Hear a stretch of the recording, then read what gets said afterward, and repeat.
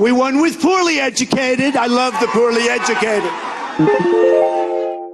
I'm always audited by the IRS, which I think is very unfair. I don't know, maybe because of religion. What do you mean religion? Well, maybe because of the fact that I'm a strong Christian and I feel strongly about it, and maybe there's a bias. You think maybe you get audited for being a strong Christian? You see what's happened. She said he's a pussy. I'd like to punch him in the face, I'll tell you. He suffers from a chronic condition that impairs movement of his arms. But now the poor guy, you got to see this guy. Oh, I don't know what I said. He's going like, I don't remember. Maybe that's what I said. And a Vietnam veteran who spent more than 5 years in a POW camp. He's not a war hero. He's a war hero. He's a war hero. 5.5 years. He's a war hero because he was captured. I like people that weren't captured, okay? I hate to tell you. To seal the deal, he needs evangelical voters. I brought my Bible. What's my first favorite book? The Bible. Did you know what I said is my first favorite book? The Bible. I love the Bible. I love the Bible. The Bible. The Bible. The Bible. The Bible. So then he kind of got himself into this pickle where he has to defend his knowledge of the Bible. I'm wondering what one or two of your most favored Bible verses are and why. I wouldn't want to get into it because to me that's very personal. You know, when I talk about the Bible, it's very personal. So I don't want to get into verses. I don't want to get into. There's no verse that means a lot to you that you think about or cite. The Bible means a lot to me, but I don't want to get into specifics. You're an Old Testament guy or a New Testament guy? Probably equal. I think it's just an incredible.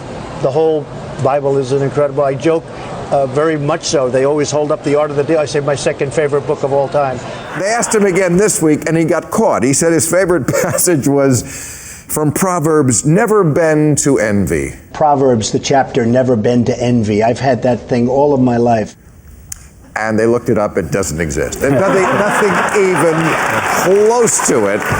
The Bible, the more you see it, the more you read it, the more incredible it is. Trump loves the Bible so much he doesn't even need to read it, apparently, because he had a little trouble with the name of one of the books of the Bible, 2 Corinthians.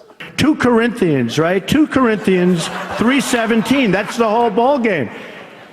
Where the Spirit of the Lord, right? Where the Spirit of the Lord is, there is liberty.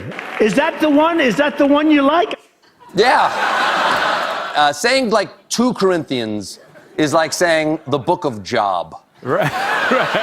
And I consider communion to be a very important thing. Drink my little wine, which is about the only wine I drink, and have my little cracker. I guess that's a form of asking for forgiveness, and I do that as often as possible because I feel cleansed, okay? You know, when I go to church and I take communion, I consider that asking for forgiveness in my own way. Mm-hmm. I love going to communion. I feel it makes me feel so good and so pure. Who is God to you? God is the ultimate. I mean, God created this. And, you know, here's the Pacific Ocean right behind us. So, to question a person's faith is disgraceful. We have a problem in this country. It's called Muslims. We know our current president is one. Right. You know he's not even an American. We need this Birth question. This is the first question. No leader, especially a religious leader, should have the right to question another man's religion or faith. Especially when they feed all sorts of false information into them. Eventually, conservative Christian voters will render their verdict on Trump and all the others. That I'm a strong Christian and I feel strongly about it. The Bible!